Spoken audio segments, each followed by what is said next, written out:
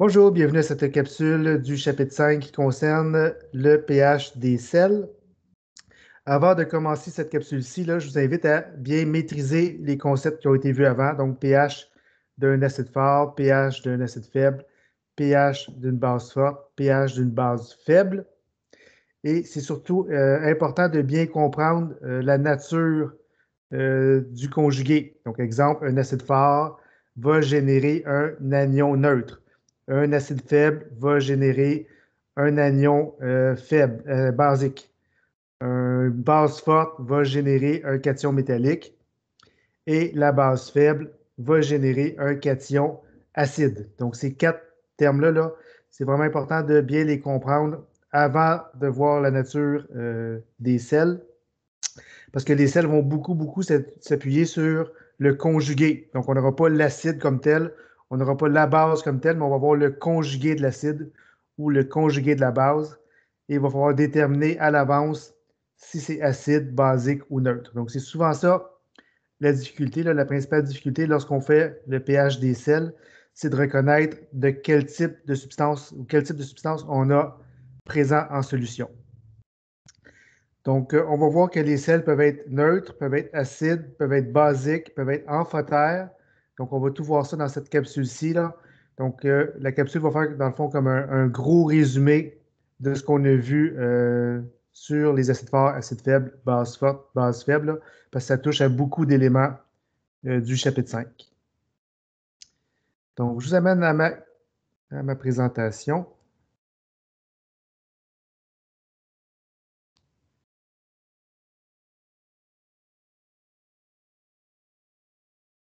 Donc, toujours dans le chapitre 5 concernant les acides et les bases.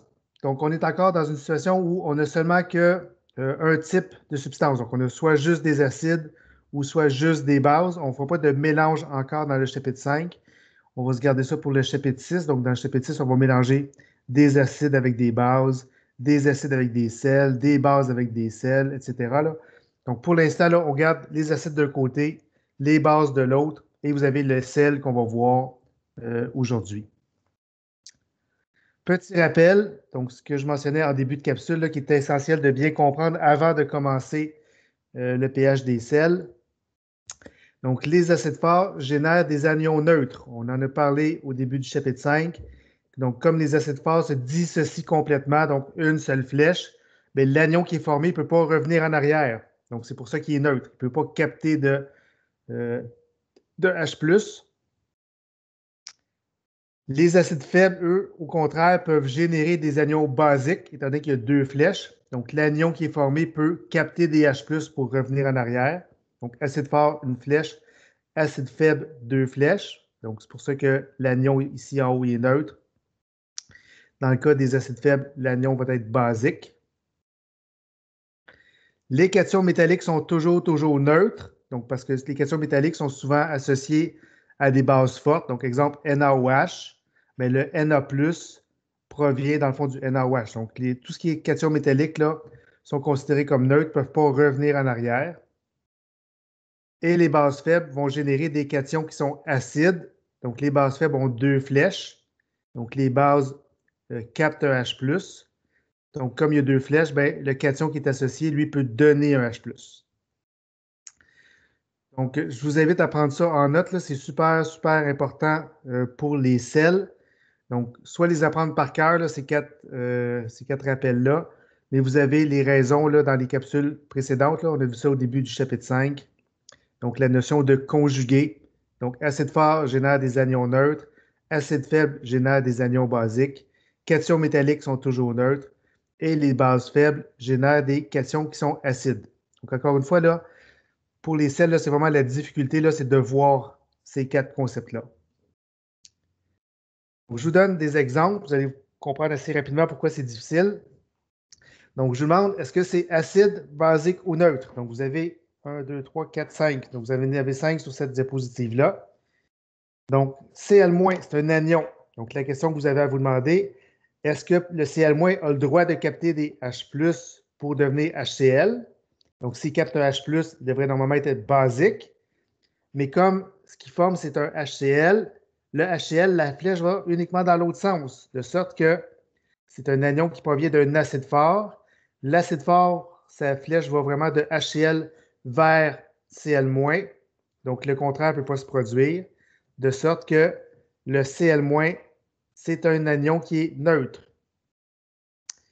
Donc, juste imaginez, là, HCl se décompose complètement en H+, plus Cl-, de sorte que H+, plus Cl- ne peut pas revenir en arrière pour former du HCl, là, étant donné qu'il y a une seule flèche. NO2-, donc comme c'est un négatif, on pourrait se dire, est-ce qu'il peut capter un H+? La réponse est oui, parce que s'il capte un H+, il devient HNO2, et HNO2, c'est un acide qui est faible.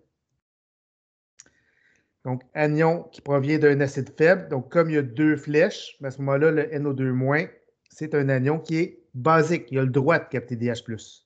Contrairement au Cl- qui n'avait pas le droit de capter des H+, parce qu'on ne peut pas former un acide fort.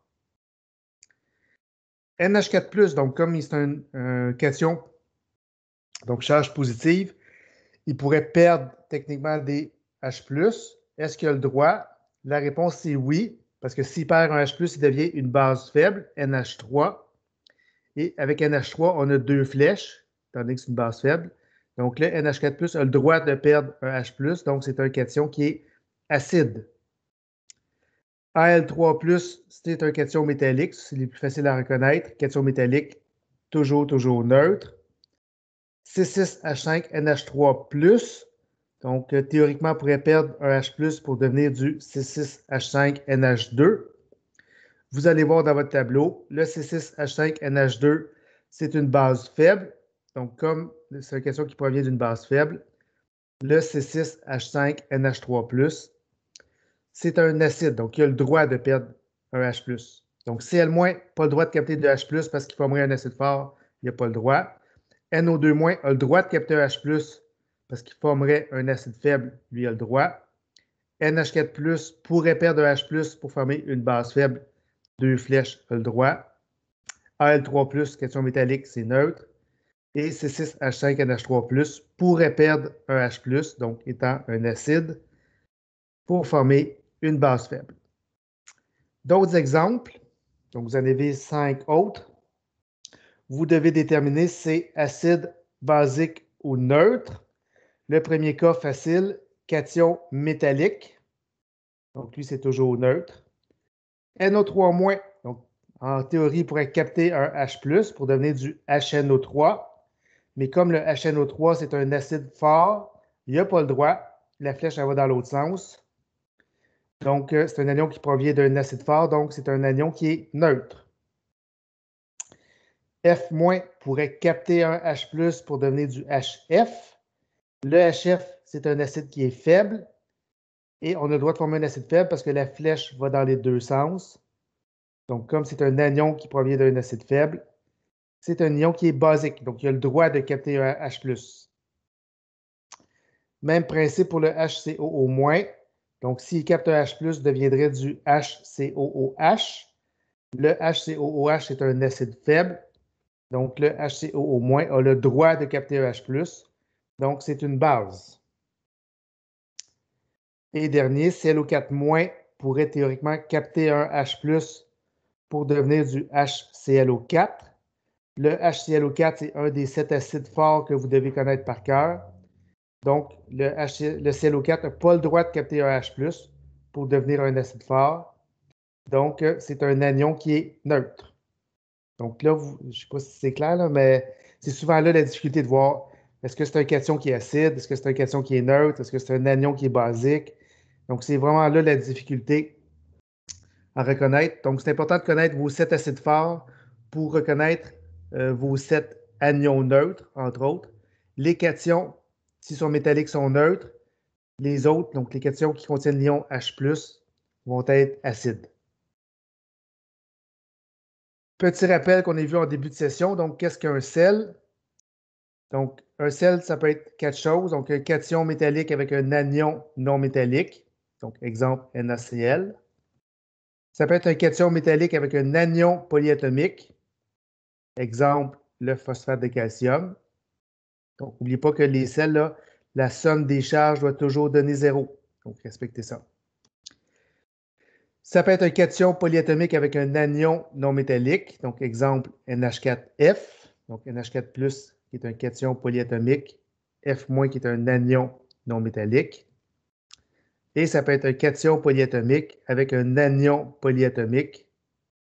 Donc, exemple, NH4,2SO4, donc sulfate d'ammonium. Donc, ça, c'est les 4 possibilités de sel. Aussitôt que vous voyez une de ces 4 possibilités-là à côté d'un composé, ce n'est pas un acide, ce n'est pas une base, c'est un sel. Donc, identifiez-le comme tel, là. Sauf s'il y a l'ion OH-, on peut mettre sel ou base forte, là. Mais si vous avez une des 4 possibilités, on indique sel. Donc, comme mentionné en début de capsule, le sel peut être neutre, peut être acide, peut être basique ou peut être amphotère. Lorsqu'on veut résoudre le pH d'un sel, il y a 3 étapes à suivre. Première étape, aussitôt que vous avez le mot sel, donc aussitôt que vous voyez une des 4 possibilités de sel, vous dissociez votre sel en cation et en anion. Donc, il y a toujours 2 parties, la partie cationique, la partie anionique. Donc, aussitôt que vous avez le mot sel, séparez-le en 2. Identifiez chacun des segments. Donc, c'est là la difficulté. Donc, est-ce que c'est une partie qui est acide, une partie qui est basique, une partie qui est neutre? Donc, faites ça pour les 2 segments de votre sel. Et ensuite, vous allez faire la résolution selon la nature du segment. Donc, est-ce que c'est une partie qui est acide, une partie qui est basique, une partie qui est neutre? Donc, on va faire la résolution à partir de là. Donc, on va voir les 2 premiers thèmes pour l'instant. Le troisième, on va y revenir un petit peu plus tard. Donc, vous avez un exemple ici qui est le chlorate de lithium. Donc, vous voyez, c'est un cation métallique avec un anion polyatomique. Donc, aussitôt que vous voyez ce type de composé-là, vous mettez sel et vous le dissociez tout de suite en 2 segments. Donc, la partie positive et la partie négative. Et maintenant, vous devez vous demander, est-ce que le Li+, peut affecter mon pH? Donc, est-ce que c'est acide, basique ou neutre? C'est un cation métallique, donc cette partie-là est neutre. Maintenant, on fait le même questionnement par rapport au chlorate, donc ClO3-. Est-ce que c'est un acide, une base ou un neutre? Donc, c'est sûr que ce n'est pas un acide, il ne contient pas de H+. Est-ce qu'il aurait le droit de capter un H+? Donc, c'est la question qu'il faut se demander. S'il capte un H+, il deviendrait du HClO3. Et le HClO3, c'est un acide fort que vous connaissez par cœur. Et on n'a pas le droit de former des acides forts parce que la flèche, elle va dans l'autre sens. De sorte que mon ClO3- ne peut pas capter de H+. Donc, ce n'est pas une base. Donc, dans ce cas-ci, ça va être un anion qui est neutre. Parce que c'est un anion qui provient d'un acide fort. Donc, globalement, ma partie positive est neutre, ma partie négative est neutre. Donc, j'ai un sel qui est neutre. Deuxième exemple, le chlorite de sodium, donc NaClO2. Donc, partie cation métallique avec un anion polyatomique. Donc, c'est un sel. On le dissocie en 2 parties. Partie positive, partie négative. La partie positive, c'est un cation métallique. Donc, automatiquement, c'est neutre. La partie négative, donc, on ne peut pas libérer de H+, on n'en a pas. Est-ce qu'elle pourrait capter un H+? Donc, s'il capte un H+, il deviendrait du HClO2. Le HClO2, c'est un acide qui est faible, donc la flèche va dans les 2 sens. Donc, il a le droit de capter un H+. Donc, comme il capte un H+, c'est une base. Donc, on a une partie positive neutre, une partie négative basique. Donc, globalement, c'est un sel qui est basique. Donc, ça veut dire que son pH va être en haut de 7.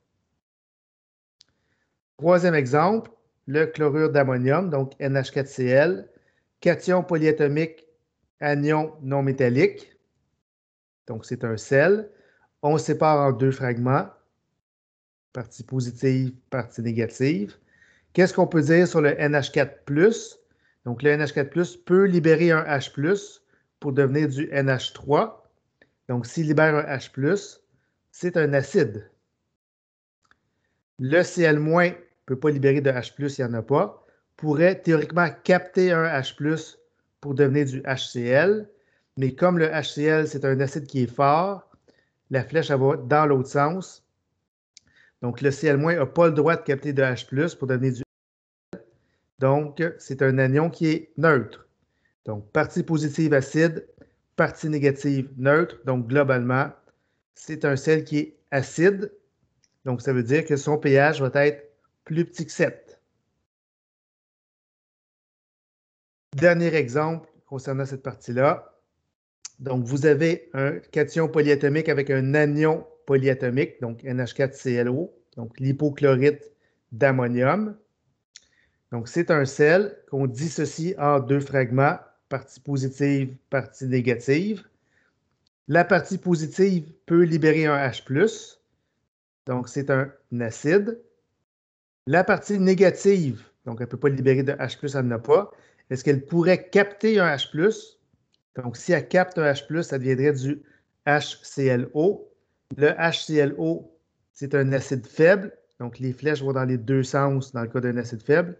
Donc, ça veut dire que le ClO- a le droit de capter un H+. Et s'il capte un H+, ça veut dire que c'est une base. Donc, vous avez un sel pour lequel la partie positive est acide, la partie négative est basique.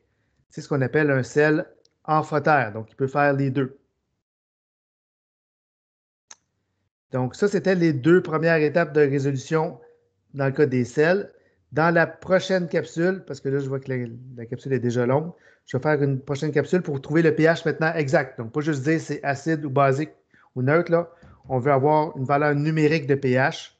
Donc, c'est l'étape 3 de la résolution, là, résoudre selon la nature du segment. C'est ce qu'on va voir dans la prochaine capsule.